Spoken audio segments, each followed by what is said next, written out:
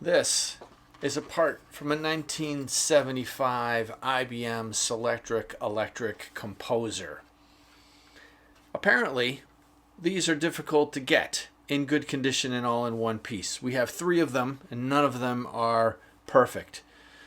This is the best one we have. We have to do some repair work to this, and we're going to make a silicone mold, and then we're going to try to duplicate these in a smoked clear polyurethane resin. This video is sponsored by Zhiyun. They're a custom parts platform that's changed how I source parts for my projects. More on that in a bit. Zhiyun. I love saying Zhiyun. My name is Eric Strebel. I'm an industrial designer. Welcome to my channel about product design and The making. Alfred Backpack Hanger. It's sturdy, reliable, versatile, and holds all your stuff. Available in stainless steel and aluminum. Get yours today. The new Design and Making store now has lure lock squeeze bottles, pilot gel pens, rulers, and other supplies for all your model making needs. Plus, our new custom Design and Making Eco Grip blade handles in aluminum, copper, stainless steel, and brass. Let's check out how this cover works. I believe it's a bit of a sound cover, and it's also transparent so you can see through the cover to what you're typing. It sits on top of the typewriter, and you can see those tabs are there. This allows you to rotate it and flip it, and also explains why there's a crack in the one part. So you actually look through this surface here onto the sheet of paper that's in there while you're typing. And here's kind of a top view. You can see the black here at the top that we also have to replicate and worry about with this reproduction. Here's another view. But this last view that I have really shows it the best, where you can see the person and what they have to look through when they're typing and what this cover actually does.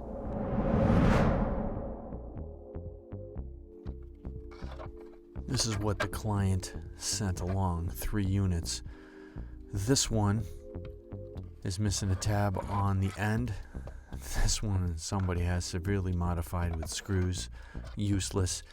This one has 2 tabs on the end but a crack right here, and that's the most likely to be successful. So we're going to repair this crack with a little bit of solvent, and we'll drop just a drop or 2 in there. These are lure lock squeeze bottles. We sell these in our store. They're fantastic for this. So just 1 drop. Using the capillary action, it'll just draw right into that crack. We put a clamp on the top to make it as square as we can for the 2 halves. We'll put a little tape on the top just to pull it together. And that's really the best that we can do to fix that crack. Now, you won't see the crack in the final parts, but you will see a little bit of a witness line, of course. But at least it will be structural. So we're going to make a printed PLA key seal around the part, and we'll start making some walls out of foam core. And we also have those 3D printed supports there to seal the part. And this will allow us to drop it into this mold box to make our silicone molds with. So we're just trying to make things as square as we possibly can. We'll use a little bit of white glue. Again, this is an adhesive, a sealer that allows us to seal the part to the mold so we don't get any silicone, or hopefully we don't get any silicone underneath the part when we pour it. It's non-destructive, it's water-based. It can be washed off and usually just chips off once it's dry. We get that in there. We try to seal it the best that we possibly can. We use some weights, and we see that we're not getting a real good seal on the bottom. So we're going to quickly take this off, and we're going to apply some more white glue at the bottom. And here you can see we're not getting a good enough seal, and we sort of redo that connection. And this is what we're going with for right now. We'll make a couple of foam core brackets. These will go on the top, and this will keep the box from spreading apart when we pour the silicone inside. All right, let's talk about Giga. If you make things, this is relevant. Sourcing parts can be difficult. Local machine and fab shops are great, but sometimes they hit capacity or they go silent on quotes. Instant quote platforms like Xometry and Protolabs are fast, but you're paying a premium there, and you never talk to the person who's actually making the parts. Giga's different. You upload your files, get quotes from multiple vetted manufacturers, you talk to them directly, no middleman, no black boxes. I used Giga for this aluminum mounting plate. I got quotes within a day, parts showed up on time, and the quality was great. NASA and Siemens use them too, so the bar is there. For your next project, check out Giga. Link in the description. Let's mix up some silicone. We're using GI 1040 here from Silicone Inks. It's a Shore 40. I'll leave a link in the description below as well where you can get some of that. We use this stuff fairly regularly in our mold making. It's a tin cure, which we prefer. It needs to be degassed. Pop this into our vacuum tank and remove all the bubbles before we pour this into the mold box. We pour from one location and we let that silicone flow out around the mold. This is giving you the best chance of having a bubble-free silicone mold. Most of the bubbles you'll see here at the top just from us scraping the silicone out of the container. We often add vibration as well here with a dental vibration unit to force the bubbles to come to the surface to give us the best quality thing. Now we need to remove the silicone from its mold box and do a little bit of trimming. You can see we did get some leaking here and there, but it's not too bad. Clean that up with an X-Acto so that we can get a nice crisp silicone edge for the second half of the pour.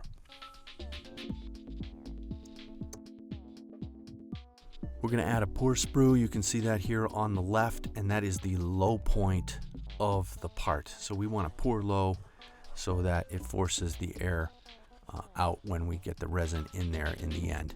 We're going to make a new mold box, a set of walls for the second half. We weren't able to reuse the first ones. We use a little bit of white glue here to secure it and seal it so that we don't get any seepage of the silicone down the sides. We even add a little bit of paste wax onto the foam core. This helps release when we do take it apart. We'll go back to our GI 1040 silicone here and pour the second half of the mold. Now, I don't think we have any footage of it, but we do add a release agent to the first side of the silicone mold, so that way when we pour silicone in the second half of the pour here, the silicone doesn't bond to itself. It's very important that you have that release agent added to just where the silicone is. Let's degas. That just never gets old. The time lapse is just mesmerizing. It's interesting the convection that you sort of get from degassing that. Again, we pour from one location, we let that flow out, and you can see the little copper wires here. These are our vent holes, so that when we do pour the part, the air has a place to escape, and then ultimately the resin will come out of there once all the resin is poured in and filled the negative space between the two molds. We add our supports on the top to keep the deformation of the molds to a minimum. Silicone has cured, and now it's time to demold and take the two silicone halves apart, remove the pour sprue and the vents, and we take the two halves of the silicone mold apart so that we can release the the master part from the inside. Do this real carefully. We don't want to destroy or mess up the master part. And these are our two halves. We have minimal cleanup to do. Using BJB's WC85 clear resin here, and we need to add colorant to it, some black, because we want a smoked part in the end. And that's all measured out to give us the effect to duplicate the original part as close as we possibly can to the first. This is all gravity poured. We have a funnel where we pour in to where the pour sprue is, and then we just tip the tool. The resin goes in here and it flows through the mold. Let's take a look at that. There's the vibration unit there.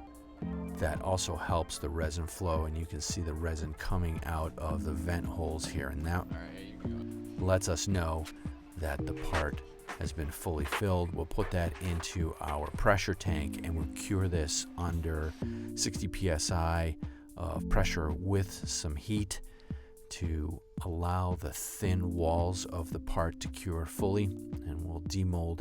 We'll take a look at our part.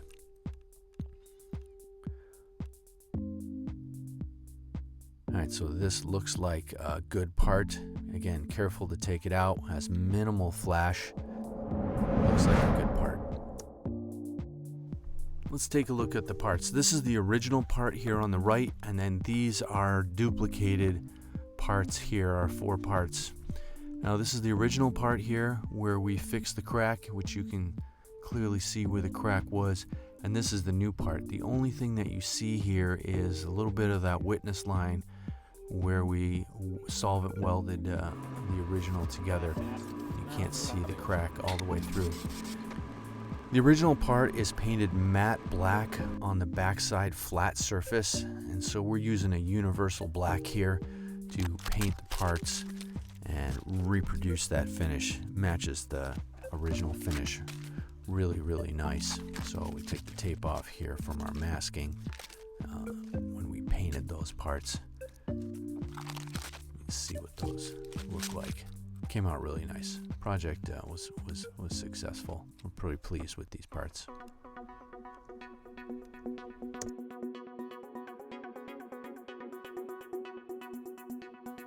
Make sure you give the video a thumbs up, and don't forget to subscribe if you haven't already done so. Make sure to hit the bell so you get notifications every time I have a new video. Don't forget to follow me on social media at Botzen Design. I'm now on Blue Sky, and unfortunately still on Instagram. Rock on. Don't forget to check out the t-shirts and hoodies in the merch shelf below. Click here to check out some of the other design and making videos that I have that you might enjoy.